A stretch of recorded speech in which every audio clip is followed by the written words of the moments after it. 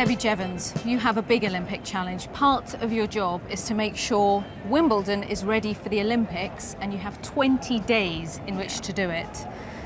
I know, it's an exciting task. As you look around you, what we're going to do is come in and put an Olympic feel to it. So we've got our own colour palette, so we'll be using purples and greens. And the backdrops will also change, and you'll see the Olympic rings at the back of the court and also on the net. So it'll very much have an Olympic feel, but we're not painting the grass.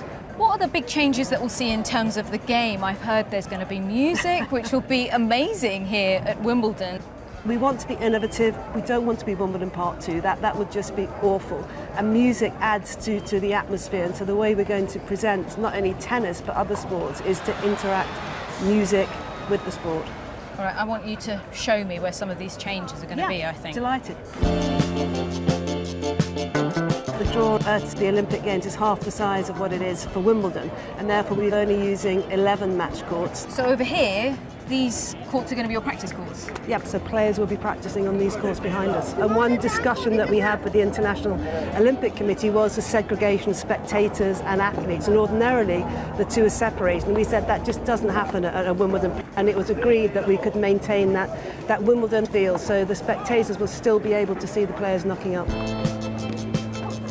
Here you're going to have a lot of our look and feel. This is where we'll hang some of the pictograms that were developed across a number of the sports. So this shot will have a lot more purple on it than you see now and will be very different. In centre court, the broadcast positions are actually where currently spectators are. So we're moving in once the championships are over, a number of seats come out and we construct broadcast positions. So that'll be a completely different look. So people walking into centre court for the first time will go, wow. So Neil, you're in charge of this hallowed turf. Yep. So what's the challenge?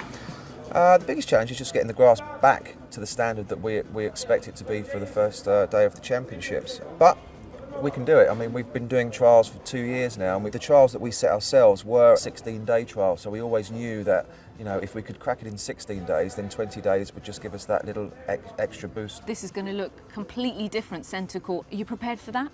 Yeah, and you never know, you might actually see things that you think that you can implement back into the championship. So players wearing red, white or green or whatever they want to wear, yeah, no, it'll be fun. Will you need specific tickets for?